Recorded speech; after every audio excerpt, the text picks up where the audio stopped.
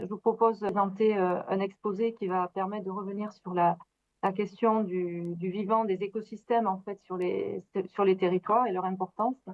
Donc ici, je vous propose une thématique qui s'intéresse plus particulièrement à la gestion durable des zones humides. Donc l'exposé va se dérouler, alors vous m'indiquez s'il y a un souci, normalement ça doit défiler.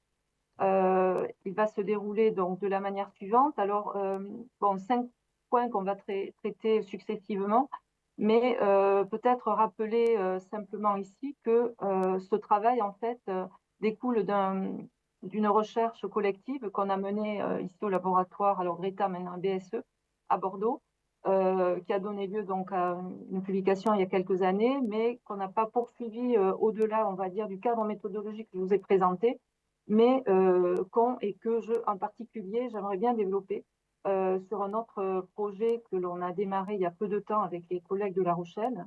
C'est le projet La Rochelle Territoire Zéro Carbone, où il y a des enjeux donc de stockage carbone avec les zones humides. Donc voilà, c'est juste pour situer rapidement le contexte. Donc je vais revenir, si vous me le permettez, sur les zones humides et les services qu'elles délivrent. Je déroulerai après plus particulièrement la méthodologie qu'on a proposée pour traiter des questions de durabilité, de résilience des zones humides à travers cette approche dite fonctionnelle. Et le dernier point, donc le cinquième, c'est plutôt aller vers précisément ce que j'évoquais, c'est-à-dire cette ouverture qui questionne finalement les propriétés de certains services écosystémiques en lien avec la demande sociétale. Que ce soit aujourd'hui, je l'ai évoqué, la demande de stockage de carbone, par exemple, mais ça va bien au-delà. Voilà. Alors, en ce qui concerne les zones humides et les services qu'elles délivrent, juste rappeler qu'on a affaire à des écosystèmes qui sont très menacés, bien qu'ils soient très productifs, on va le voir après. Alors, les menaces viennent d'où? Alors, c'est très variable. Bon, j'ai donné quelques exemples, mais ça peut être des cours d'eau aménagés, donc on va endiguer, etc. Prélever trop d'eau, c'est aussi un souci. On va drainer parfois pour développer des activités agricoles, remblayer, etc. Donc voilà, un certain nombre d'éléments qui menacent ces écosystèmes. Si on regarde du côté de la définition des zones humides, il y en a beaucoup, notamment en droit français avec le Code de l'environnement, mais j'ai préféré ici m'appuyer sur celle qu'on retient dans nos travaux et dans l'étude et les résultats que je vais vous montrer après. C'est la Convention de Ramsar, en fait, qui permet donc à l'échelle internationale d'avoir à traiter finalement des écosystèmes avec des caractéristiques et des normes, des classifications qui sont bien identifiées, bien posées. Donc, il s'agit d'étendues de marée, de fagnes, de tourbières ou d'eau naturelle ou artificielle, qu'elles soient permanentes ou temporaires, où l'eau peut être stagnante ou courante. Elle peut être douce, saumâtre ou salée, y compris des étendues d'eau marine dont la profondeur à marée basse n'excède pas 6 mètres. Donc, on voit qu'on peut avoir une variété de zones humides très, très importante, donc une forte hétérogénéité finalement de ces écosystèmes. Alors, on a travaillé, c'était dans le cadre du dernier rapport d'Aclimatera, notamment avec des collègues écologues, sur les principaux types finalement de zones humides qu'on trouve ici dans notre région. Donc, on va des marais rétro-littoraux aux tourbières et donc les lagunes et estuaires, j'ai indiqué en rouge, sont les zones sur lesquelles on s'est un peu plus attardé, sur lesquelles on a un peu travaillé, et en particulier les zones humides de l'estuaire de la Gironde, que vous trouvez ici, donc le long de l'estuaire en rouge. Mais on voit qu'il y en a bien au-delà. Bon. Donc voilà, pour situer un petit peu le contexte, toujours rappeler finalement que ces zones humides, leur particularité, c'est d'être à l'interface terre-mer, terre-eau, de manière plus générale. Donc l'eau est un facteur essentiel. En lien avec ce facteur eau, qu'est-ce qu'on va avoir? Eh bien, la fréquence des submersions des milieux terrestres et aussi les variations de salinité, voire de matières nutritives qui vont être très importantes pour déterminer finalement les conditions donc, concernant les sols, les habitats pour les populations, les animaux végétaux qui vont s'installer sur ces territoires. Donc on voit qu'effectivement, il y a une forte dépendance ici au territoire et que même en Nouvelle-Aquitaine, on peut avoir des milieux humides très variés selon leur localisation géographique. Alors la convention de Ramsar, elle est intéressante aussi puisqu'elle permet donc déjà dans les années 1970 de mettre l'accent sur l'intérêt de ces écosystèmes-là, étant entendu qu'ils rendent de nombreux services écologiques. Alors on parle pas à l'époque de services écosystémiques, on va y venir plus tard, Mais déjà, on note le lien des éléments essentiels tels que la régulation de l'eau, la séquestration de carbone ou CO2, la qualité de l'eau, etc. Donc, on a effectivement un large consensus qui va se dégager et qui va viser leur protection. Bien que celle-ci ne soit pas aujourd'hui avérée, on y reviendra. Alors, je ne sais pas comment mettre ça de côté. Bon, en tout cas, ce qu'il faut noter ici, c'est qu'on a donc de la part de ces écosystèmes que sont les zones humides une production biologique très importante. Et parmi ces zones humides très hétérogènes, il y a les marais littoraux qui ont une particularité ici parce qu'ils sont les plus productifs donc au niveau de la biosphère, notamment en quantité ici de matière organique qui est produite. Donc vous avez là une classification, donc c'est repris du rapport de 2018, la Climatera, où on voit donc effectivement marais, marécages, estuaires, donc c'est ce qui va nous intéresser. Les surfaces ne sont pas forcément très importantes. Par contre, la production de matière organique, elle l'est. Donc ça, c'est un point intéressant pour nous, puisqu'on est dans un contexte où finalement, que ce soit en Nouvelle-Aquitaine, que ce soit un peu partout dans le monde, les zones humides, y compris en milieu tropical, sont particulièrement menacées. Et du coup, les services écosystémiques qu'elles vont délivrer également. Alors, je fais un petit point rapide pour préciser cette notion qui découle donc des travaux aux Nations Unies qu'on a appelé du millénaire, du Millennium Ecosystem Assessment, de ce rapport de 2005 qui va effectivement mettre l'accent sur le fait que la nature, les écosystèmes en général, apportent un certain nombre de contributions, donc de services qui participent au bien-être des populations. Donc ça, c'est important, le bien connecté au bien-être des humains, étant donné que cette notion de service écosystémique ne peut pas être dissociée du fait que les populations peuvent en bénéficier. Sinon, on parlerait simplement de services écologiques ou de services environnementaux, si vous voulez, procurés par les écosystèmes. Donc, on va avoir une classification avec le MEA en 4 types de services.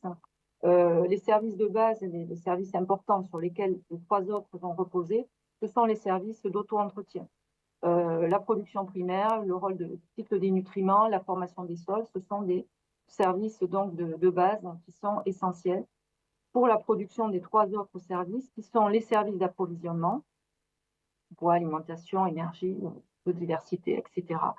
Les services de régulation, régulation hydrique, climatique notamment, avec la séquestration du carbone en particulier, ou encore les services culturels, qui eux vont regrouper tout ce qu'on appelle alors les services bien non matériels, dont un ensemble de services associés donc à l'activité par exemple de promenade, donc activité de récréation, activité spirituelle, activité de santé également. Bon, juste pour que ça résume, si vous voulez, cette approche, vous avez ici sur la diapositive les relations entre les différents services écosystémiques et le bien-être qui sont représentés et détaillés. Donc, on voit effectivement que les connexions avec le bien-être sont essentielles, notamment les services de régulation ou d'approvisionnement qui assurent donc une bonne qualité de vie, une bonne vie avec une vie en bonne santé, question de la santé essentielle aussi, ou encore celle des liens sociaux qu'on a connectés ici avec notamment les services écosystémiques, services dits culturels.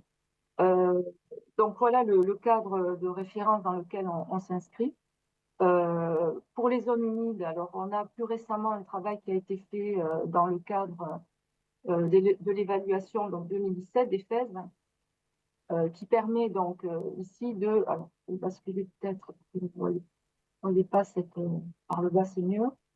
Donc pour les zones humides, on peut identifier un certain nombre de services et de fonctions qui renvoient selon les couleurs aux catégories donc, de services écosystémiques évoqués dans le cadre du Millennium Ecosystem Assessment avec les services d'approvisionnement, de régulation culturelle.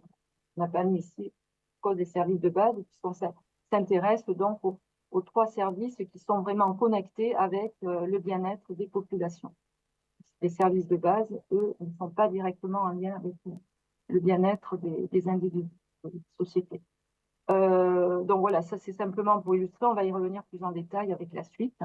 Mais pour finir, donc une notice que j'ai trouvée sur le site du ministère, qui a changé de nom, mais bon, toujours la transition écologique, et je vais faire court, je m'arrête là, mais simplement, cette notice est intéressante parce qu'elle s'inscrit dans le plan national milieu humide, actuellement en cours et qui montre effectivement, qui met l'accent sur cette notion de service rendu, de service écosystémique, donc qui permettent effectivement de jouer un rôle clé en lien avec les populations. Ce sont des éponges qui absorbent l'eau, qui stockent, qui retardent les sécheresses, etc.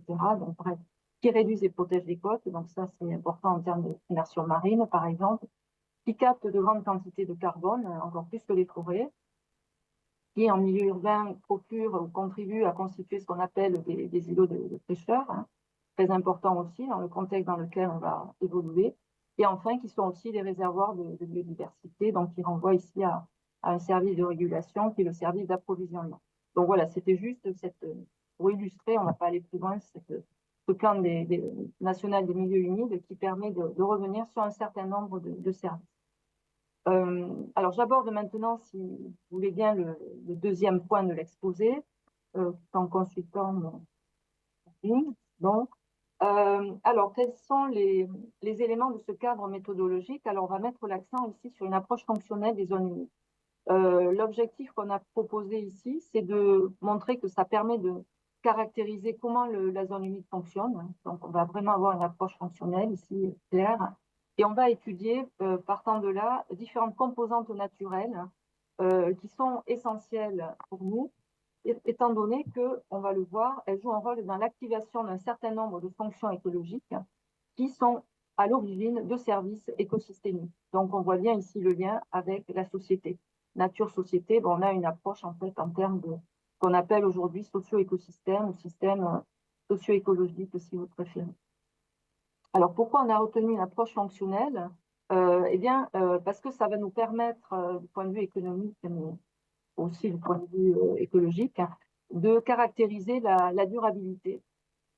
Ici entendu comme une capacité à fournir un certain nombre de services écosystémiques dans le temps, de les assurer sur un temps plus ou moins long. On sait que les zones humides jouent un rôle essentiel, mais on veut que ces zones humides continuent à fonctionner. Et donc, caractériser la durabilité sous cet angle paraît pertinent de ce point de vue. Donc, assurer de manière continue, préserver cette capacité à fournir les services écosystémiques. Autre élément intéressant, cette approche nous permettra de définir ce qu'on va appeler le potentiel de résilience écologique de la zone humide, qui nous permettra aussi d'apprécier sa capacité d'adaptation. Et enfin, on pourra s'intéresser ici à une analyse de réponse du milieu physique face à des pressions anthropiques. Et ça, ce sera intéressant de façon ponctuelle pour analyser un état des lieux, bien sûr, mais aussi pour voir dans quelle mesure des politiques publiques pourraient prendre en compte ces éléments et mieux cibler les endroits, j'ai envie de dire, où ces politiques doivent intervenir en priorité. Étant donné qu'il y a une contrainte budgétaire, bon, on rappelle, l'actualité nous le rappelle encore récemment, mais là c'est la même chose, effectivement, s'il faut corriger, restaurer certaines zones humides, eh bien ça a un coût, donc il faut peut-être là aussi s'intéresser à la manière dont elles fonctionnent et les services donc, qui sont associés au fonctionnement de ces zones humides. Bon, je n'étape pas plus, on va y retourner. Donc, on a proposé une modélisation qu'on va appeler bioéconomique, puisqu'elle va prendre en compte des contraintes effectivement écologiques qui relèvent du vivant, mais aussi des contraintes économiques, à savoir assurer un certain nombre de services écosystémiques à la collectivité. Et cette approche, ce modèle va mobiliser des fonctionnalités que l'on va voir avec ce qu'on va appeler des zones, des points critiques ou des composantes critiques et des seuils que l'on va identifier, essentiels pour définir ce potentiel de résilience qui caractérisera un certain état ou différents états du fonctionnement du socio-écosystème. Alors, bon, là, c'est le contexte, on va y revenir dans un instant. Mais le point de départ de notre analyse a été de prendre en compte les caractéristiques biologiques, écologiques de ces zones humides. Donc, on s'est intéressé, au fond, les écologues, à trois composantes essentielles, les caractéristiques, la structure et les processus qui jouent au sein de la zone humide. Alors, j'ai fait un résumé un peu rapide, elle est un peu chargée, ma diapositive, mais simplement pour rappeler que les caractéristiques renvoient à des propriétés descriptives, donc c'est très descriptif. Ici, on a des variables qui renvoient, par exemple, à la taille de la zone humide, aux caractéristiques de la végétation qui s'y trouve, à des propriétés physiques, bon, peu importe, en tout cas, des éléments descriptifs concernant la zone humide. On a ensuite ce qu'on appelle la structure, qui renvoie ici à l'existence de la présence ici de certaines communautés végétales et animales qui sont ici étroitement liées. J'ai mis à des réseaux biotiques, voire abiotiques, c'est-à-dire qu'on s'intéresse ici plus précisément à travers la structure à l'analyse des interactions, des échanges entre la végétation, les types de sols qui sont pris en compte concernant la zone humide toujours, hein, les espèces vivantes qui s'y trouvent, la biomasse qui se développe, etc. Donc, on est sur une approche ici en termes de réseaux biotiques et abiotiques qui permettent de connecter donc, et de travailler sur les interactions. Et enfin, les processus donc, qui renvoient ici à quelque chose de beaucoup plus large, qui sont donc les changements, les transformations qui s'opèrent au sein de la zone humide et qui impliquent des circulations de flux d'énergie et de matière du fait des processus en jeu, donc que ce soit la photosynthèse, les cycles biogéochimiques, par exemple, qui s'y trouvent, etc. Donc, ceci pour dire que caractéristiques, structures et processus nous permettent de décrire à la fois, j'ai mis des interactions entre les composantes de l'écosystème, mais aussi prendre en compte les mécanismes impliqués dans les fonctionnalités qui vont être activées au sein de la zone humide. Donc, pour résumer, l'approche fonctionnelle va permettre de comprendre les interactions entre caractéristiques, structures et processus en jeu au sein de la zone humide étudiée. Voilà, ça c'est simplement un schéma qui permet de résumer les choses. Concernant la résilience, ce que je vous ai dit, ça va être une propriété intéressante que l'on va ici pouvoir développer et surtout à travers le potentiel de résilience caractérisé. Comment va-t-on s'y prendre? Alors, dans la littérature, en fait, on avait identifié en gros deux approches. Une approche qui était plutôt une approche ingénieure de la résilience, qui permet d'étudier ici plutôt la manière dont le système va, partant d'un point initial vers un point à l'état T plus 1, voir comment effectivement ce système a la capacité de s'adapter à revenir à un état d'équilibre initial. Bon, ce genre d'approche, je vais très vite, pardonnez-moi, bon, s'il y a des questions après, je reviendrai, mais ici, on est vraiment sur des systèmes où on a de faibles perturbations qui permettent effectivement au système de revenir à l'état initial. Bon, il y a beaucoup de travaux là-dessus. Bon, je pense à Folk en particulier, il y a 2006, il a travaillé encore sur ces éléments-là récemment. Mais voilà, c'est l'approche de la résilience de type ingénieur. Nous, on a préféré ici s'intéresser à une approche de type all-in.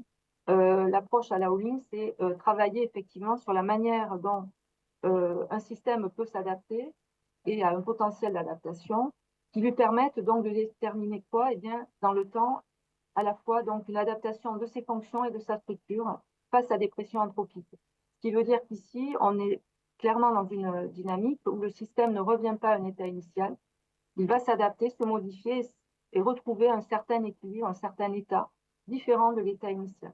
Et donc ça nous permet de définir une capacité d'adaptation du système face à des pressions notamment économiques. Donc on a choisi dans le travail qu'on avait fait il y a quelques années, cette approche. Pourquoi?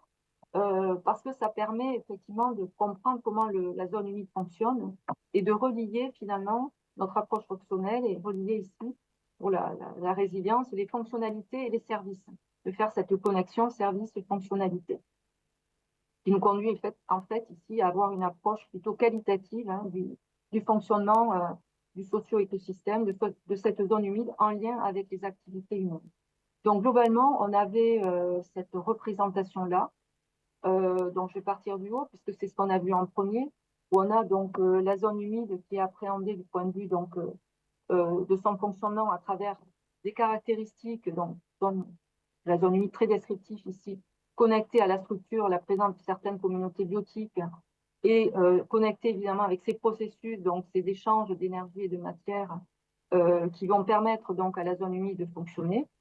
Donc, activer, si vous voulez, ces différentes composantes, on va appeler ça par la suite les composantes naturelles de la zone humide, permet de mettre en jeu certaines fonctions qui vont être effectives. Donc, on parle de fonctionnalités qui vont jouer. Donc, on va le voir, il va y avoir un certain nombre de fonctionnalités qu'on a identifiées qui sont très peu nombreuses pour simplifier le système, mais bon, telles que la régulation de l'eau, la fonction d'habitat, par exemple, etc. Et ces fonctionnalités vont permettre de délivrer, si elles sont actives, de délivrer un certain nombre de services à la collectivité, ici en bas, donc en orange, pour se fournir à la collectivité. Ce sont un certain nombre de services écosystémiques. Et donc, la résilience écologique va nous permettre de relier, elle se situe ici, les fonctionnalités et les services, en fait. On va le voir juste après. Donc, on a effectivement des pressions anthropiques qui peuvent jouer en amont au niveau des composantes naturelles. Typiquement, la taille d'une zone humide, on va drainer, assécher, et cette taille diminue, la zone humide peut à la limite disparaître. L'objectif ici, vous l'avez compris, puisqu'on s'intéresse à la durabilité dans la gestion des zones humides, donc on va essayer de s'interroger sur notamment s'il y a une taille critique en deçà de laquelle il ne faudrait pas descendre, toujours pour préserver le fonctionnement de la zone humide. Donc, sur la base de ce qui précède, ce qu'il faut comprendre, c'est qu'on va connecter donc composantes naturelles, les fonctions écologiques et les services écosystémiques. Je reviens dans un instant, mais notre représentation va s'appuyer, ça c'est un point important, sur une logique qui revient à considérer de relations conditionnelles, qui vont relier la fourniture de services à l'activation de fonctionnalités et à l'utilisation de certaines composantes naturelles. Donc ça, c'est intéressant parce qu'on va le voir dans la diapositive suivante, est plus claire. On peut voir cette conditionnalité, comment ça joue. Notre approche considère qu'il y a effectivement différentes composantes naturelles, ici qui jouent C1, C2, CK. On lit de droite à gauche. Si ces composantes naturelles satisfont un certain niveau de criticité, donc on va y venir, eh bien ça permet par exemple ici d'activer certaines fonctionnalités, F1, pourquoi pas, qui permet qu'elle est mise en activation, mise en jeu, de procurer à la collectivité un service S1. Autrement dit, vous voyez qu'il y a des conditions qui vont jouer sur les niveaux critiques des composants naturels, qui, si elles ne sont pas respectées, ne permettront pas à certaines fonctionnalités de jouer, elles-mêmes n'étant pas activées, ne permettront pas à certains services écosystémiques d'être procurés par la zone humide et de pouvoir être délivrés à la collectivité. Donc, la conditionnalité revient à considérer une séquence causale des composantes vers les fonctionnalités, vers les services. Pour ce qui concerne les conditions de criticité, on va le voir, elles vont jouer sur chacune des composantes naturelles.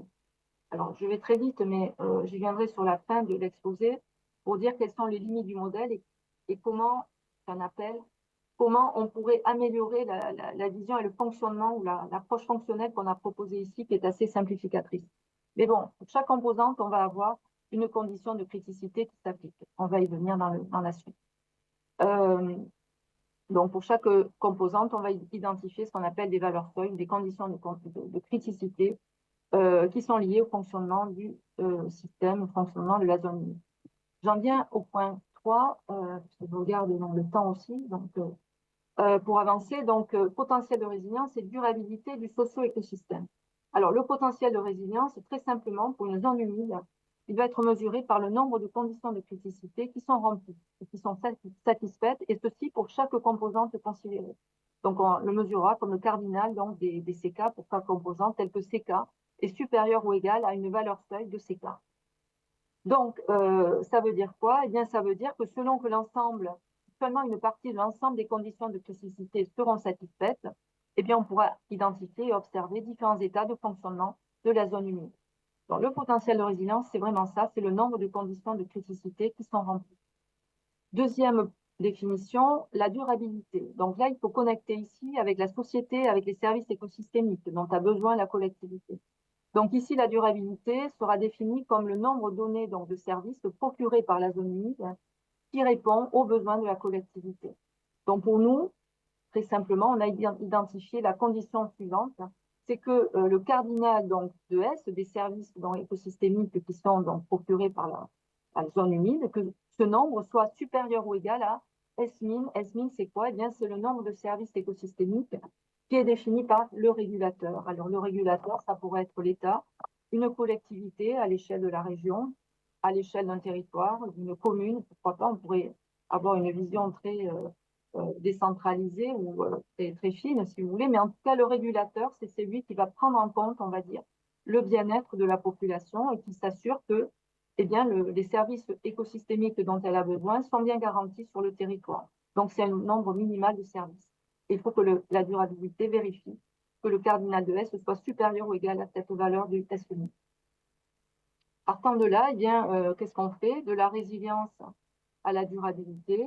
On définit le potentiel de résilience qui satisfait un niveau donné de durabilité, qui va être donc mesuré à travers ce niveau donc, de service qui doit être maintenu au-delà de S1000, on ne doit pas descendre en dessous de S1000. par exemple, ici, si la condition de durabilité est associée à la provision d'un service, pour S1, l'ensemble des solutions exige de prendre en compte les composantes C1, C2, C3. D'où sort ça? Eh bien, ça sort d'ici. Si je regarde ce schéma fictif, ce n'est pas encore l'étude au cas. Vous voyez que pour assurer le service S1, quand je regarde en amont quels sont les services qui interviennent, eh bien, via la fonctionnalité F1, vous voyez que les composantes C1, C2, C3 sont nécessaires. Donc, je vais avoir des conditions de criticité qui s'appliquent et qui doivent être vérifiées pour ces trois composantes, C1, C2, C3. Bon, on voit que, au contraire, pour S3, seule la composante naturelle C3 est impliquée pour la fonctionnalité F3, puisque c'est la seule qui est liée avec S3. Donc ici, on aura une condition différente qui portera uniquement sur C3, donc un ensemble et une condition donc, de durabilité qui sera beaucoup moins restrictive. Et donc, plusieurs niveaux de potentiel de résilience seront solutions pour satisfaire un niveau donné de durabilité, puisqu'il faut connecter ça, encore une fois, au niveau de service attendu pour la collectivité. Alors, bon, on va y revenir sur l'étude de cas. Je préfère consacrer peut-être mon temps plutôt là-dessus. Dans les zones humides l'estuaire sur lesquelles on a travaillé sont celles qui sont ici indiquées le long de l'estuaire en vert clair. Donc, on en a un certain nombre. Bon, on ne va pas détailler. Il y a un travail qui a été fait par ailleurs. J'ai donné la référence. S'il y a des questions, j'y reviendrai. Ce qu'il faut savoir, c'est que l'estuaire de la Gironde est au niveau européen le plus préservé, malgré tout. Et donc, c'est le territoire où les zones humides sont encore le moins exploitées d'un point de vue économique.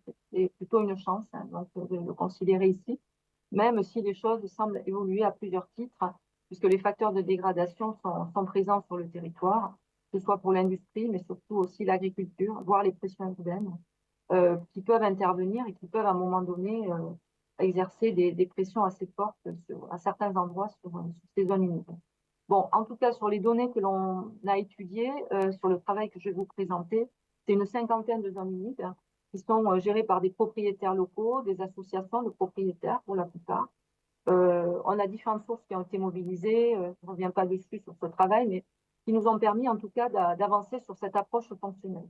Alors, par exemple, ici, les données donc, descriptives sur lesquelles on travaille, donc on va avoir dans l'échantillon qu'on a retenu 8 composantes naturelles qui sont identifiées ici dans la colonne de gauche. Ça va être la taille des zones humides, la profondeur d'eau, le nombre d'espèces, etc.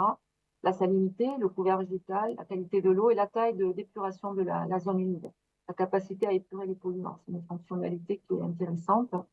Alors, je ne sais plus comment on cache cela, moi je vais vous basculer, c'est pas grave. Bon, pour chacune des composantes, on va avoir un descriptif. C1, la taille, donc vous aurez la surface de la zone humide, évaluée en kilomètres carrés. Vous avez tout à droite les sources des données utilisées, qui sont très variables. Il y a des thèses, par exemple la thèse de Nicolas 2010, qui va nous aider sur le choix qui va être fait sur l'indicateur de la densité de poissons, nombre d'espèces considérées, bon, etc. Donc on voit qu'on a en tout cas quelque chose qui peut être à la fois quanti, mais aussi qualitatif. Le calibre, vous avez par exemple le couvert végétal qui va faire référence à une classification qui va être très variable, qui va être donc 15 classes concernant le couvert végétal, une typologie en 15 classes. Donc du calibre ici avec pour la classe 1, c'est des fourrés, des prairies humides, la classe 2, etc. Je ne vais pas aller jusqu'au bout, hein, mais jusqu'au 15, la dernière classe, c'est en fait des zones plutôt urbanisées, en tout cas des territoires qui sont fortement artificialisés. Et donc un gradient, vous voyez, entre 1 et 15 qui permet d'apprécier là aussi le type de zone humide étudiée. Sur la qualité de l'eau, on a retenu la concentration en matière en suspension avec des données STANMIT, par exemple. 3 classes ont été retenues, il y en avait plusieurs, mais on a fait des choix. Bon. Donc voilà, c'est pour vous donner finalement un aperçu de l'hétérogénéité des données sur lesquelles on a travaillé et qui nous ont permis d'avancer. Alors, concernant les différents services et fonctions, alors on a retenu en fait 2 fonctions essentielles pour les zones humides, la fonction habitat et la fonction régulation. La fonction habitat va être associée à 2 fonctionnalités, nurserie et refuge, hein, qui vont être après reprises dans l'étude. Hein. Travailler nurserie et refuge, on ne reviendra pas sur l'habitat. On s'intéresse aux fonctionnalités ici. La fonction régulation, elle repose en fait sur 2 fonctionnalités essentielles, c'est la régulation de l'eau et la fonction épuration, en fait, fonctionnalité traitement des déchets, épuration. Donc, l'activation de ces différentes fonctionnalités va être liée dans notre modèle à la fourniture de 2 services pour la collectivité. Les ressources halieutiques, c'est le service S1, et l'approvisionnement en eau, le service S2. Donc, 4 fonctionnalités, 2 services. Ça donne ce schéma-là, pour résumer l'idée, sur l'estuaire de la Gironde, donc avec toujours cette lecture de droite à gauche, hein, qui permet d'avoir cette approche conditionnelle, hein, à travers les différentes composantes qu'on retrouve ici, le détail, etc.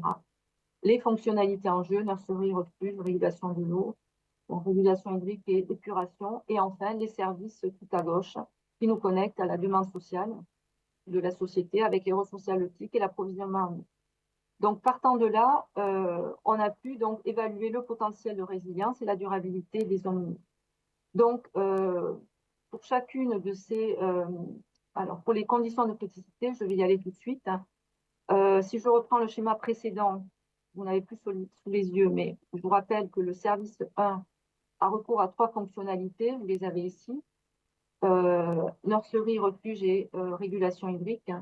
Donc voilà les 3 fonctionnalités, tandis que pour S2, on n'en aura que 2. Donc on va reprendre à chaque fois, par service, les différents éléments qui nous intéressent dans 3 fonctionnalités et évidemment les composants naturels requis à chaque fois, puisqu'elles sont nécessaires pour l'activation des fonctionnalités. Hein, je rappelle, les composants naturels et les niveaux de criticité qui vont aller avec sont fondamentales pour activer les fonctions et donc faire en sorte que les fonctionnalités en jeu soient opérationnelles et donc les services in fine pour la collectivité. Donc le service S2 n'a que 2 fonctionnalités, F3 et F4. Et ensuite, donc j'ai rappelé que pour les composantes activées, C1, C2, C3, C4, etc.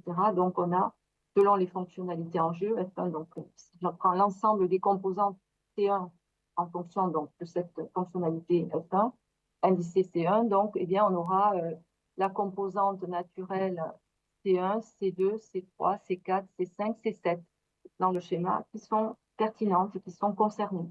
Pour F2, ce sera uniquement C2, C6, C7, etc. Voilà comment on va travailler. Et effectivement, après, l'autre élément que l'on a mis en avant, c'est ce sont les conditions de criticité et les valeurs critiques de ces composants naturels qui ont été déterminées empiriquement. Alors, je reviens sur cette diapo, mais concrètement, ça veut dire quoi? Ça veut dire ici que pour les différentes fonctionnalités H, H1, H2, H3, H4, on en a 4, eh bien, on a des composantes CH1, CH2, selon le cas, qui sont considérées. Donc, vous voyez que pour la fonctionnalité F1, eh bien, les conditions de criticité ne concernent pas la composante C6. C6, je vous le rappelle, parce que moi non plus, je tout ça en tête, tout ça immédiatement, c'était le couvert végétal. Donc, la nurserie, la fonctionnalité nurserie, F1, donc, mobiliser un certain nombre de composantes naturelles, mais pas la composante C6. Donc, on a grisé la colonne du tableau, du cadre, case, pardon, excusez-moi, du tableau. Par contre, on a identifié que, voilà, pour la taille, il fallait 1 km². Pour la profondeur d'eau, il fallait s'assurer, donc, 50%. Alors, je n'ai plus en tête, là aussi, le détail, mais à chaque fois, donc, on a identifié un niveau critique de la composante naturelle et on a pu, donc, à partir, encore une fois, des documents, des travaux de thèse, des échanges avec les chercheurs impliqués dans les travaux, et effectivement arriver à définir le niveau pertinent de criticité associé à la composante étudiée. Donc, on a ces valeurs critiques définies de manière empirique. Et puis, dernière étape, c'est définir quoi? Eh bien, un lien entre la fourniture de services et les conditions de criticité. Donc, S1 va reposer au final sur 8 conditions critiques, tandis que seulement pour S2, 4 conditions critiques devront être vérifiées. Donc, on va avoir un potentiel de résilience associé à chacun de ces services fournis par la zone humide, que ce soit S1, que ce soit S2, 2 ensembles de solutions pour chacun de ces services respectivement, et avec quelques résultats qu'on va ici identifier, présenter rapidement, mais simplement, donc, si je reprends les 2 services S2 et S1, je commence par S2. Pourquoi? Parce que c'est le service dont la fourniture nécessite le moins de composantes naturelles. Je vous rappelle, le service S2 repose sur 4 conditions critiques, hein, relevant donc renvoyant à 4 composantes naturelles. Donc ici, le potentiel de résilience est satisfait par 16 zones humides sur 54, sur l'échantillon qu'on a retenu, hein, qui était un échantillon un peu petit, ça représente 37% de la surface totale de l'échantillon des zones humides considérées.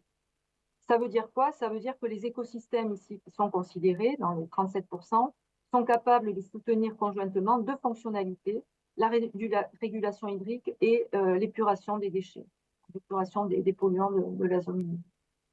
Donc ça, c'est le service S2. Si je regarde du côté de S1, pour les ressources halieutiques, le potentiel de résilience est satisfait ici par 8 zones humides, qui représentent à peu près 13% de la surface totale des zones humides étudiées.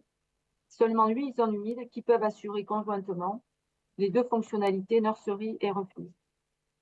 Donc on voit que selon les services, hein, voilà, on ne va pas avoir, comment dire, le nombre de zones humides impliquées peut être plus ou moins important. Là, pour S1, il est beaucoup plus faible. Et si on regarde maintenant comment satisfaire conjointement les deux services, S1 et S2, seulement 8 zones humides et un seul type de zone humide spécifique, ce sont les prairies humides et les herbes hautes, qui concernent donc cette fourniture conjointe de S1 et de S2. Donc on voit ici que effectivement, selon que la collectivité souhaite accéder à un service, à deux services conjointement, voire à plus de services, on voit bien que le potentiel de résilience n'est pas le même et que donc les conditions effectivement à satisfaire en termes de criticité seront aussi très différentes. Donc ici, typiquement, pour deux services, on s'appuie sur une zone humide de type prairie humide, voire herbe haute, et on exclut toutes les autres humides potentiellement qui sont donc sur le territoire, qui pourraient satisfaire d'autres services que S1 et S2. Alors, j'en viens maintenant, pour faire le lien avec le dernier point, à un élément qui peut être intéressant et sur lequel on pourrait prolonger le travail, qu'on n'a pas fait, c'est le fait de s'intéresser à ce qu'on appelle les bouquets de services. Alors, on est déjà dans le cas d'un bouquet de services qui est avec S1 et S2. Mais on pourrait imaginer qu'il y ait beaucoup plus de services et qu'il y en ait 3, 4, 5, 10, j'en sais rien, un certain nombre en tout cas. Donc, si on va vers cette perspective-là, ça veut dire qu'on s'intéresse à une approche multifonctionnelle de la zone humide considérée. C'est-à-dire qu'on va effectivement identifier plusieurs services procurés simultanément par la zone humide. Bon, là, je vous ai mis une définition de Garcia-Nieto, peu importe, mais c'est pour dire que de plus en plus, on s'intéresse pour les zones humides et pour d'autres écosystèmes dans la réalité, dans la vraie vie, un seul service qui est délivré. Il y en a beaucoup, il y en a un certain nombre. Donc l'approche fonctionnelle et multifonctionnelle peut ici avoir un intérêt tout particulier dès lors qu'on veut considérer la demande sociétale et des enjeux notamment par rapport au climat de stockage de carbone.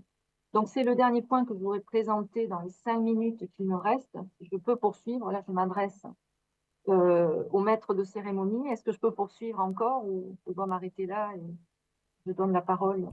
Oui, oui, bien sûr, sans problème. 5 minutes, sans problème. Sans problème? Ok. Alors, donc ça, c'est un prolongement qu'on pourrait imaginer, propriété des services et demande sociétale.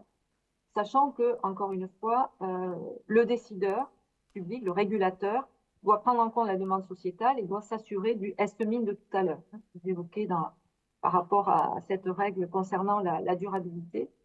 Donc, garantir l'accès à un ou plusieurs services, ça suppose étudier, me semble-t-il, les propriétés des services procurés par les zones humides. Alors, propriété, ça veut dire quoi? Alors là, c'est là où j'attends, hein, sur les remarques, les critiques, il ne faudra pas hésiter, les pistes qui pourraient enrichir le travail. Encore une fois, c'est un travail qui mérite d'être approfondi et d'aller plus loin. Peut-être qu'on l'a fait, ce n'est pas satisfaisant. D'abord, les services délivrés, est-ce qu'ils sont indépendants ou est-ce qu'ils ne le sont pas? Si on a une indépendance entre les services S1 et S2, ça veut dire, à supposer bien sûr qu'ils soient naturellement différents l'un de l'autre, ils sont indépendants, j'ai noté, si aucune fonctionnalité n'est commune aux deux services. Donc ça veut dire, par exemple, pour fournir S1 plus S2, les fonctionnalités de chaque service doivent être activées indépendamment les unes des autres. Alors, c'est peut-être le cas ou ce n'est pas le cas, mais là, il faudrait s'assurer que ce soit le cas. Pour fournir S1 ou S2, on choisit l'activation des fonctionnalités en jeu pour S1 ou pour S2. Mais en tout cas, voilà. Il n'y a pas de fonctionnalité commune aux deux services. Au contraire, si les services sont dépendants, ici, on fait intervenir une notion de complémentarité. Complémentarité dans les services, il existe au moins une fonctionnalité commune à deux services distincts. Il peut y avoir une complémentarité ici qui serait fonctionnelle. Conditions nécessaires, j'ai mis mais non suffisantes peut-être, pour assurer la production de deux services conjointement. sais pas, peut-être qu'il y a d'autres éléments qui pourraient rendre cette condition sur la complémentarité beaucoup plus forte. Mais à minima, nécessité, me semble-t-il, condition nécessaire de jouer sur cette complémentarité fonctionnelle. On partage au moins une fonctionnalité entre les deux services. Autre point intéressant, puisqu'on travaille sur un territoire où il y a beaucoup de zones humides, bon là on avait étudié 50 zones humides, c'est loin d'être satisfaisant. Il y en a beaucoup plus très hétérogènes. Vous l'avez vu sur la région Nouvelle-Aquitaine, alors on peut imaginer en France ou ailleurs, mais bref, si on est sur un territoire, il y a peut-être des zones humides qui sont contiguës. Contiguïté des zones humides, on n'a pas travaillé là-dessus, mais deux zones humides contiguës qui fournissent S1 Ça veut dire quoi? Qu'on a au moins une frontière commune aux deux zones humides considérées. Donc, qui délivre des services S1 et S2, mais frontière commune. Donc, ça veut dire qu'on a une indépendance des services procurés dans chaque zone humide, mais elles sont contiguës. Donc, ici, ce qu'on peut dire, c'est qu'on peut imaginer que sur un territoire plus grand, on pourrait diffuser un niveau de service donné, alors S1 ou S2, j'en sais rien, qui serait beaucoup plus important. Et si la demande de la collectivité, de la société, est importante pour ce service X ou Y, eh bien, le fait de travailler sur des zones humides contiguës, peut-être que ça nous permettrait, encore une fois, de donner un niveau de service plus élevé que si ce n'était pas le cas. Alors, si on va sur la contiguïté, on peut peut-être travailler sur la notion d'enveloppe, enveloppe de zone humide. Là aussi, c'est quelque chose, une réflexion que je vous propose. L'enveloppe, donc, ça veut dire quoi? Donc, on a une approche fonctionnelle qui détermine, on l'a vu, des conditions écologiques, du maintien des fonctionnalités et par conséquent des services associés. Et on définit à partir de là peut-être des zones humides. Ça veut dire quoi? Ça veut dire que pour moi, à partir d'un potentiel de résilience écologique, on peut définir une enveloppe des zones humides qui assure une certaine continuité écologique. Alors, je parle de continuité écologique parce que c'est quelque chose qui est important chez les écologues. C'est l'idée du corridor aussi écologique, c'est-à-dire que si on a des espèces, c'est le cas, migratrices qui se déplacent sur le territoire et qui traversent des zones humides, bien sûr, donc biodiversité, etc., ça peut être intéressant de ne pas avoir une vision partielle, restrictive ou restreinte d'une zone humide uniquement, mais de regarder autour les autres zones humides qui sont à proximité, contiguës et qui permettent effectivement d'assurer cette continuité écologique. Donc du coup, travailler sur la notion d'enveloppe, me semble-t-il, permettrait de vérifier deux conditions. Eh bien, d'activer une ou plusieurs fonctionnalités sur plusieurs zones humides. On ne travaille plus à l'échelle d'une seule zone, mais de plusieurs zones humides. Et de mettre en avant cette propriété de contiguïté qui serait vérifiée pour les zones humides étudiées. Alors, cas où la condition 2, c'est-à-dire pas de contiguïté, il n'y a pas de contiguïté, on ne la vérifie pas, malgré tout, il y a la proximité qui peut jouer. Après, tout dépend jusqu'où on va dans l'extension de la frontière. Il faut avoir une frontière qui a une certaine épaisseur. Vous êtes en mathématiques, donc je ne suis pas mathématicienne, mais effectivement, la question de l'épaisseur de la frontière peut avoir un intérêt ici pour connecter deux zones humides qui sont a priori proches, mais non contiguës. Bon, à réfléchir, je ne sais pas. En tout cas, l'intérêt, c'est d'assurer un niveau de service souhaité toujours par la collectivité, en s'assurant qu'un plus grand nombre de conditions de criticité puissent être satisfaites toujours à travers cette mesure donc discrète, d'un nombre de conditions simplement satisfaites donc sur la zone. Alors, à partir de là, on avait quand même tenté un petit peu de mettre en lumière, d'éclairer ce travail. Sur la contiguïté pour le service S1, c'était les ressources halieutiques. On avait regardé dans notre petit échantillon ce que ça donnait. On n'avait pas été plus loin. En fait, on avait identifié 8 zones humides. Alors, 4 zones humides formant l'enveloppe E1 ici, pardon, où il y avait bien aussi contiguïté, en fait, une zone humide, frontière commune à deux zones humides, voire plusieurs. Une enveloppe 2, deux zones humides ici, donc E2 ici en rouge, et E2 bis un peu plus grande ici. Mais bon, on voit déjà qu'on a une frontière un peu distante, mais j'ai pu par contre, je pu vérifier ça, mais la distance, pas des kilomètres ici dont il est question, mais j'ai plus l'unité de mesure. Bon, peu importe. En tout cas, on avait identifié E2, voire E2 bis, et puis une à proximité, mais bon, qui était plus éloignée, détachée ici en bleu en bas. Non, je dis une bêtise, excusez-moi. Deux zones humides, ici l'enveloppe 2, je reprends. Une à proximité, une E2, où là il y a contiguïté, il n'y a pas de souci. E2 bis, où il y a proximité. Mais bon, voilà, c'est pas très loin, mais j'ai plus la distance en tête. et une qui est hors enveloppe et qui est donc effectivement éloignée, qu'on pouvait effectivement laisser de côté. Donc ça, c'est pour illustrer. Mais allons un peu plus loin. Je prends encore peut-être 1 ou 2 minutes. Supposons qu'il faut garantir plusieurs services à la collectivité, un voire plusieurs, et qu'on va recenser des enveloppes et identifier celles qui doivent être préservées. Étudier, pourquoi pas, dans quelle mesure les services peuvent être délivrés à la collectivité. Alors, j'ai voulu illustrer ici avec 2 cas, le cas 1 et le cas 2. Alors, le cas 1, c'est celui-ci. Le cas 1, vous l'avez ici, vous voyez qu'on a défini ici une enveloppe où on a 2 zones humides. Alors, bon, c'est des associations syndicales autorisées, c'est des associations de propriétaires hein, qui gèrent les zones humides, donc qui sont Marais de la Plaine et Marais de la Maréchale, qui sont ici donc notés. Et qu'est-ce qu'on voit si on regarde le service S1, il est correctement délivré par cette zone humide des Marais de la Plaine et Pézan. Par contre, on voit que la Maréchale, en fait, le service S2 est délivré difficilement puisqu'il faudrait que la fonctionnalité F3 puisse être activée. Alors, en fait, ici, ce qu'on pourrait regarder, c'est que pour la Maréchale, on s'aperçoit, si on regarde les conditions de criticité, qu'il y en a 4 à remplir. Mais bon, finalement, on voit que pour les conditions de criticité relatives à C6, à C7 et à C8, on n'est finalement pas si loin de les vérifier pour que la fonctionnalité F3 puisse être effective. Puisqu'il suffirait ici de passer, pour le potentiel d'épuration, il faudrait passer, donc on est à 100%, il faudrait que ce soit à 98, mais surtout, ce que l'on voit, c'est pour la composante naturelle C2, il faudrait pour la maréchale, on a 28%, il faudrait passer à la valeur seuil 50%. Ça voudrait dire quoi? Ça voudrait dire qu'il faudrait mettre en eau, autrement dit dépoldériser, rendre à la nature une partie de cette zone humide, de sorte qu'elle pourrait à ce moment-là assurer la fonctionnalité F3, qui est la fonctionnalité régulation hydrique. Et du coup, si F3 était activé, eh bien le service S2, qui n'est pas rendu ici pour le coup, pourrait être assuré. L'approvisionnement en eau repose sur les fonctionnalités F3 et F4. Donc voilà, c'est pour dire que s'il y a des choix à faire en termes de restauration de zones humides, ou là, ici, de renaturation, puisque dépoldériser, c'est clairement renaturer, hein, faire de la renaturation, eh bien, on voit que dans cette enveloppe des 2 zones humides ici considérées, on aurait peut-être intérêt à le faire, ce qui permettrait d'assurer non plus un seul service, mais 2 services, S1 et S2, en considérant ici la zone humide appelée la maréchale.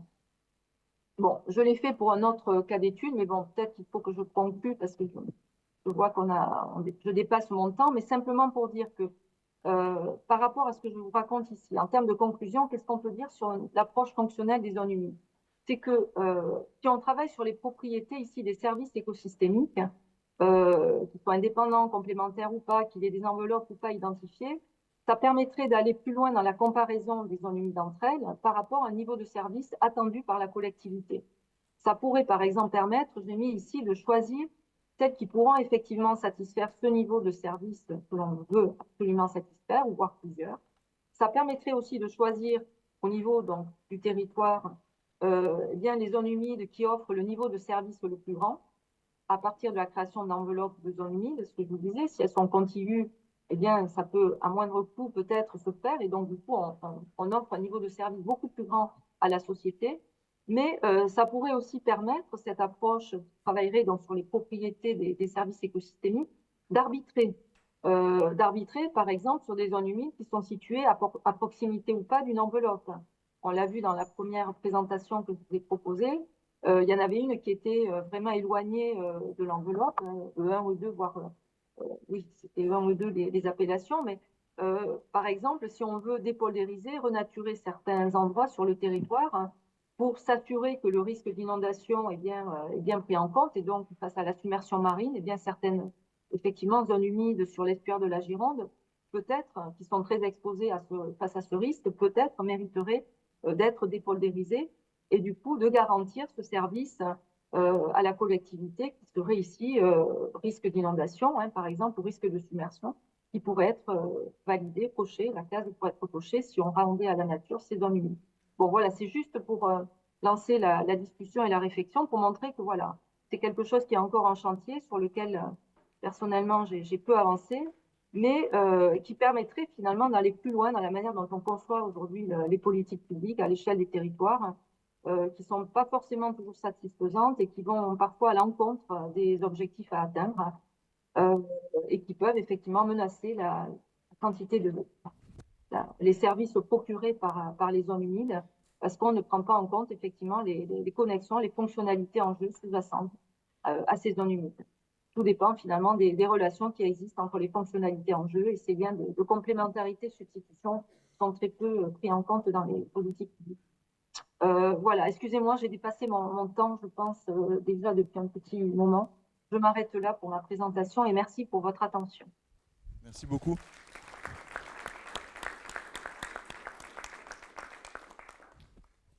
On peut prendre quelques questions, donc peut-être d'abord sur l'exposé de Sylvie.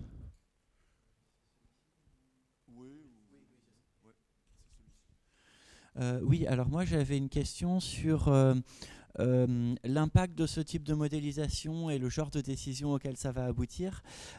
Typiquement, vous avez dit qu'avec les services que vous avez regardés, vous, dans cet estuaire, il n'y avait qu'un type précis de zone humide qui fournissait les deux services. Je crois que c'était les prairies à herbe haute, enfin, bref. Et du coup, est-ce qu'il n'y a pas un risque d'aboutir à recommander au pouvoir public que partout on mette ce type de zone humide là, et de ne pas avoir pris en compte qu'en soi, c'est une valeur intrinsèque d'avoir une diversité entre les différentes zones, de la même façon qu'en matière de biodiversité, on considère qu'il y a un intérêt en soi à avoir des espèces différentes. Est-ce qu'il y aurait moyen de rajouter ça dans l'analyse ? Ok, je peux répondre tout de suite. Oui. Mathieu, oui, ok. Merci beaucoup pour votre question. Alors, effectivement, c'est une question très, très pertinente parce que à ce stade, on n'a pas été plus loin. Donc, alors qu'il y a un risque, alors la recommandation, ce serait de dire, effectivement, je le verrais plutôt dans l'autre sens, c'est-à-dire que si on veut s'assurer d'une diversité, d'une variété de services associés à ces zones humides, et là, il n'y en avait que deux, mais bon, il y en a beaucoup plus, eh bien, il faut effectivement s'assurer que les conditions de criticité sur les composants naturels associés à cette hétérogénéité des zones humides, donc ça va être très spécifique à chacune d'entre elles, mais de s'assurer que effectivement cela est bien préservé.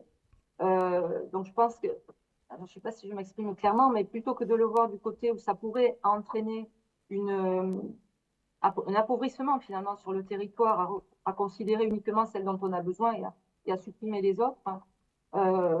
Plutôt que de le voir comme ça, c'est de dire, OK, il y a les humains qui ont besoin de ça, mais on veut protéger la biodiversité, le vivant, donc ça veut dire les espèces animales et végétales autres que les humains.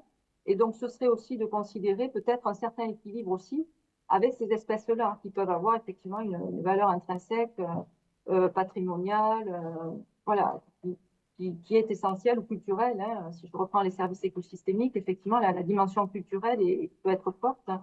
Et donc, du coup, il me semble qu'une telle approche pourrait servir aussi à ça. Alors certes, on ne l'a pas fait, ça je suis entièrement d'accord avec vous, si on en reste là, c'est pas très bon. Alors moi, les pistes que j'avais, alors là, je vais ouvrir plein de boîtes, hein, parce que j'aimerais continuer ce travail et pour aller plus loin, on a besoin de compétences qu'on n'a pas. Donc, en clair, on a besoin de vos compétences. Euh, Ce serait effectivement de voir dans ces composantes naturelles si on ne peut pas les combiner déjà dès le départ, donc très en amont, avec des composantes humaines ou non naturelles, qui pourraient être connectées ici et pas simplement aller en bout de chaîne et dire, voilà, les zones humides délivrent des services écosystémiques, prenons ces services, ils nous permettent d'être plus heureux, de satisfaire nos besoins à nous, etc. C'est de voir si déjà en amont, il n'y a pas des composantes, on va dire humaines pour faire court, qui pourraient jouer sur les composantes naturelles. Ça veut dire quoi pour moi? Ça veut dire que on peut, dans notre manière de décider et de produire et de consommer, euh, avoir des éléments donc, de composantes humaines qui viennent renforcer ou restaurer ou réhabiliter des éléments qui ont été dégradés par le passé. Typiquement, je restaure une zone humide sur mon territoire, enfin, dans mon jardin, etc. J'ai des marges, enfin, c'est un peu caricatural, mais je veux dire par là, est-ce qu'on ne peut pas imaginer, ou les associations de propriétaires qui gèrent les zones humides, hein, sur le territoire néo-aquitain, qui jouent un rôle donc sans contrepartie monétaire, mais qui souhaitent valoriser la biodiversité, Et ce faisant, ils mettent en place comment dire, des activités qui vont aller dans le sens de la préservation du vivant et du fonctionnement de la zone humide considérée. Donc ça pourrait être un élément qui pourrait prendre en compte finalement la biodiversité, le vivant, les valeurs intrinsèques associées, sans contrepartie monétaire. Si je le fais, c'est parce que je veux, encore une fois, face aux changements globaux, bon, voilà, jouer un rôle et préserver sur mon territoire, sur le lieu de vie, jouer un rôle à ce niveau-là. Vous voyez, ça pourrait être tout à fait, on peut l'imaginer, hein, des associations de citoyens qui peuvent, et qui le font, on en a déjà, mais bénévoles et qui vont effectivement jouer un rôle en amont sur les composantes donc naturelles. Donc ça vient en amont du système, en amont de ma représentation. L'autre point que je n'ai pas évoqué, je vais le dire maintenant, mais c'est que on a identifié des composantes naturelles, mais en considérant qu'elles étaient indépendantes les unes des autres. Or, en fait, c'est pas toujours le cas. C'est pas toujours le cas parce que on peut avoir des connexions, notamment entre la biomasse. Je reprends le schéma que je vous ai présenté, que j'ai sous les yeux. Par exemple, alors je vais finir la parenthèse, c'est trop long, mais entre la biomasse et les gradients de salinité. Donc ça aussi, c'est intéressant parce que sur le territoire, la gestion des zones humides, elle est le fait de propriétaires privés qui vont gérer les niveaux d'eau. Bon, il y a des passes à poissons, mais il y a aussi donc la gestion des niveaux d'eau qui intervient. Et donc, effectivement, dans les composantes, je reviens sur les composantes, C4 et C5 ne sont pas véritablement indépendantes. Et donc, on peut jouer sur l'abondance de certaines espèces en faisant circuler plus ou moins des eaux saumâtres, enfin, en passant dans du gradient d'une eau très salée à une eau saumâtre, etc. Et donc, ça joue aussi. Et là, quand on joue là-dessus, on joue sur la composante naturelle aussi. Vous voyez un peu enfin, bon, la complexité, elle est là, mais nous, on a vraiment simplifié les choses. Hein. D'une part, on a dit les composants naturels sont indépendants les unes des autres, et on n'a pas d'autres éléments qui jouent. Or, pour revenir aux recommandations pertinentes de politique publique, y compris dans les enjeux aujourd'hui, on voit que le stockage carbone devient un enjeu crucial, mais ce n'est pas le seul. Il y a la biodiversité aussi et le vivant. Donc, il faut effectivement être prudent et il faut que cette modélisation aille plus loin pour rendre compte de ces éléments, de ces hypothèses que l'on a faites sur les différentes composantes. Et en allant plus loin aussi sur les fonctionnalités, comme je vous disais, là, sur les propriétés des services écosystémiques, ils sont indépendants ou pas. Non, en fait, on va très vite voir qu'il y a des liens entre les fonctionnalités et que ça ne repose pas sur une seule fonctionnalité et que non, plusieurs services peuvent mobiliser plusieurs fonctionnalités et les partager. Donc là, ça devient assez complexe. Donc voilà, au niveau mathématique, je vois, pour le moment, je n'ai pas d'idée très précise pour aller plus loin. Est-ce qu'il suffit de mettre des conditions, des contraintes supplémentaires dans le modèle au niveau des fonctionnalités en lien avec les services ou pas? Enfin bref. Mais en tout cas, vous avez raison. Les valeurs non monétaires comptent énormément, bien sûr. La valeur intrinsèque, la valeur du vivant. Donc, il ne faut surtout pas aller vers des recommandations qui consisteraient à dire on élimine un certain nombre de zones humides qui sont secondaires et on met le paquet sur. Voilà. J'ai bien compris et vous avez totalement raison. La diversité est importante et les redondances aussi au niveau des composantes. Je n'en ai pas parlé, mais les fonctionnalités. On a besoin de la redondance aussi il y a une certaine résilience écologique dans le modèle. Bonjour. Oui, bonjour. Est-ce que vous pourriez nous expliquer ce qu'est le potentiel de résilience dans le cas des ressources halieutiques? Parce que les ressources halieutiques, c'est les poissons. Alors, je vois deux problèmes. Premièrement, il y a plusieurs espèces de poissons, elles sont structurées et elles dépendent les unes des autres. Donc, il y a des structures écologiques, il y a les proies, les prédateurs, etc. C'est le premier point. D'autre part, je ne connais pas l'estuaire de la Gironde, mais si c'est comme toutes les populations de poissons de par le monde, la biomasse est déterminée par la pêche. Donc, s'il y a très peu de poissons, on arrête de pêcher et ça remonte. S'il y a on est très loin de quelque chose qui serait un équilibre naturel. Hein. Le nombre de poissons qu'il y a dans les océans, c'est déterminé par la pêche. Alors, qu'est-ce que vous appelez le potentiel de résilience de la ressource halieutique? Merci pour votre question. Alors, effectivement, on n'a pas raisonné à l'échelle donc des poissons. bon, là, je vous l'ai remis, mais le potentiel de résilience, c'est simplement s'assurer, voilà, qu'il y ait un nombre que le nombre de conditions de criticité qu'on a identifiées soit bien, pour chaque composante, soit bien vérifié. Donc, ce nombre peut varier effectivement d'une zone humide à l'autre selon l'état de fonctionnement de la zone humide. Ça, c'est la première remarque. Alors, en ce qui concerne la densité de poissons, le nombre d'espèces, effectivement, c'est une composante naturelle. Alors, effectivement, là, on est dans des zones humides, dans l'estuaire de la Gironde. Bon, c'est surtout une pêche récréative. Il n'y a pas de pêche industrielle dans le secteur. Bon, il y a des permis de pêche qui sont délivrés. Donc, ça peut impacter effectivement ici le nombre d'espèces, C3, donc qui est présent dans l'estuaire. Mais effectivement, on n'a pas considéré l'impact direct de la pêche, même récréative, si vous voulez, sur le nombre de poissons considérés, sur cette variable, cette composante C3. On a considéré effectivement l'état de fonctionnement naturel du système. Alors, là, je n'ai pas toutes les données pour vous répondre, mais sur mon rappel, attendez, dans l'article qu'on avait fait donc, avec les collègues, l'indice dans la densité de poissons, ouais,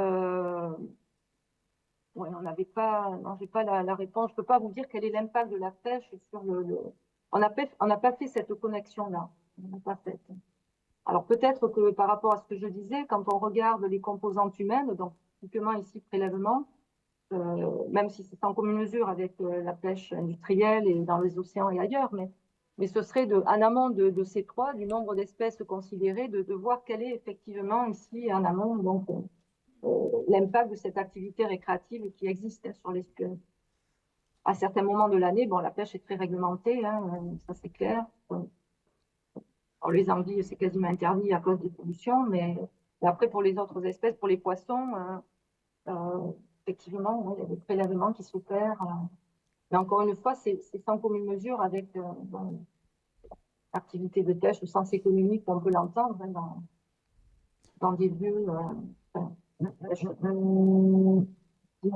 lieux tels que la pêche en mer, la pêche des espèces pélagiques qui sont capturées, etc.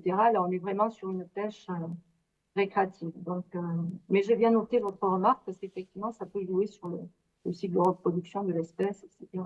S'il y a trop de prélèvements, etc. Merci. Une troisième question dans la salle. Oui. Bonjour, merci beaucoup pour l'exposé. Je voudrais savoir comment vous pouvez faire l'hypothèse de que le niveau de criticalité de chaque composante est indépendant du nombre de services qu'on va assurer. Pour moi, il y a des boucles rétroactives assez évidentes et donc du coup, c'est un peu compliqué de dire que le niveau de criticalité ne dépend pas du nombre de services qu'on va assurer. Ok, merci pour votre question. Ben, en fait, il dépend indirectement parce que c'est ce qui va, comment dire, à la base, assurer que l'écosystème peut fonctionner, enfin, dans un état de fonctionnement qu'on va qualifier, mais selon le niveau de criticité, selon que l'on va satisfaire un nombre plus ou moins important de conditions critiques, ben, les fonctionnalités qui sont, alors, je ne sais pas si vous voyez, j'ai laissé le partage d'écran. Ben, c'est indirect, mais effectivement, encore une fois, ça dépend de ces conditions de criticité. Pour le dire autrement, si la fonctionnalité nurserie ne peut plus être assurée parce qu'un certain nombre de criticités de niveau critique, la taille de la zone humide est trop petite, etc., ou la profondeur d'eau, bon, à ce moment-là, on voit que le service ressources halieutiques ne peut plus être assuré. Ou en tout cas, alors bon, là aussi, c'est un défaut du modèle, enfin de l'approche, c'est que c'est statique. Là, on n'a pas de dynamique, enfin, voilà. Effectivement, on observe à un moment donné ce qui se passe, mais ce qu'il faudrait effectivement, c'est introduire peut-être une dynamique dans le modèle qui permette de prendre en compte effectivement comment à terme, si on voit un certain nombre de composantes naturelles eh bien, se dégrader, se détériorer, bon, la fonctionnalité nurserie ne va pas s'arrêter tout de suite. Ça va prendre un certain temps où la fonctionnalité refuse.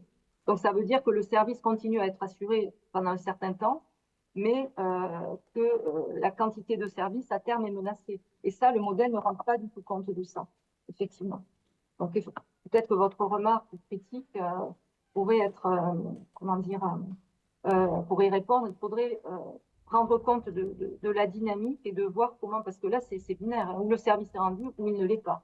On fait du 0 à 1 dans le modèle. Vous voyez? Il n'y a pas du tout cette appréciation, oui, qualitative qui fait qu'à un moment donné, passer un certain seuil, alors quel seuil, voilà, ça c'est autre chose. Le service, pardon, S1 n'est plus assuré, le service S2 non plus. Là, effectivement, peut-être qu'on a besoin d'aller sur autre chose pour rendre compte et répondre à votre remarque, effectivement. Alors, moi, j'avais une question. En fait, je connais un peu la région. Et en fait, moi, j'ai l'impression que ce qui se joue, vous avez dit que l'estuaire de la Gironde, c'était l'estuaire le plus préservé d'Europe. Alors, je ne sais pas, mais en tout cas, moi, ce que je constate, c'est qu'il y a deux choses dans cet estuaire. Déjà, il y a une centrale nucléaire. Et en fait, cette centrale nucléaire, elle fait qu'il y a des zones qui sont extrêmement préservées autour, parce qu'on ne peut pas mettre d'humains. Et en fait, ça permet de préserver les zones humides et de créer des grandes zones humides où il y a une réserve naturelle juste à côté de la centrale nucléaire, en fait. Voilà. Et c'est aussi une région qui n'a pas de transport en commun, ce qui par ailleurs pose des problèmes parce que tous les déplacements se font en voiture, quoi, mais il y a très très peu de transport en commun, ce qui fait qu'aussi il y a moins de densité d'urbanisation et du coup, en fait, il y a plus de place laissée à des champs, à des jardins, à tout ça. Et donc, je ne sais pas si ça pourrait être pris en compte, mais j'ai l'impression que ça joue quand même un rôle dans le fait qu'il y a pas mal de zones qui sont laissées en friche et qui, du coup, sont des refuges, typiquement pour la biodiversité à plein de niveaux. Et donc, je ne sais pas, j'ai eu l'impression que ce n'était pas du tout pris en compte dans le modèle, mais du coup, pour connaître la région, ça me semble être un facteur un peu important. Enfin, voilà, c'est tout. Ok. Merci pour votre remarque et question. Enfin bon, oui, effectivement, le fait de considérer que finalement, c'est un peu provocateur de ma part, le rôle protecteur de la centrale nucléaire, je vais un peu plus loin que... Mais vous avez raison, oui, effectivement, à partir de là, concrètement, il y a toute une zone, enfin, il y a des zones, effectivement, qui sont de fait non accessibles aux humains. Donc, partant de là, les non-humains peuvent s'y installer et il y a effectivement il y a ce contexte-là qui joue certainement, beaucoup de zones en friche, etc. Alors là, j'ai remis la carte dans des zones humides que l'on a identifiées. Alors effectivement, ce n'est pas exhaustif, il y en a d'autres ailleurs, bien sûr. Donc, considérer ça dans le modèle, en fait, on n'a pas considéré, donc il faudrait, si on devait le faire, là on a pris, vous voyez, les 54 zones humides qui sont en vert le long de l'estuaire, et on s'est focalisé sur ces zones-là en essayant pour chacune d'elles, d'étudier quels étaient les composants naturels, de caractériser les différents composants naturels que j'évoquais, les C1, C8, AC8, mais après, je pense que, pourquoi pas, on peut étendre encore une fois, en fait, c'est une question que je me pose parce que, en fait, pour être allé ailleurs, en fait, j'ai l'impression qu'il y a pas mal d'anciens sites industriels ou de sites industriels qui, du coup, en fait, soit dans leur réhabilitation, parce qu'il y a eu des problèmes de pollution et tout, en fait, ne peuvent pas être habités pour des raisons sanitaires, je pense, tout court.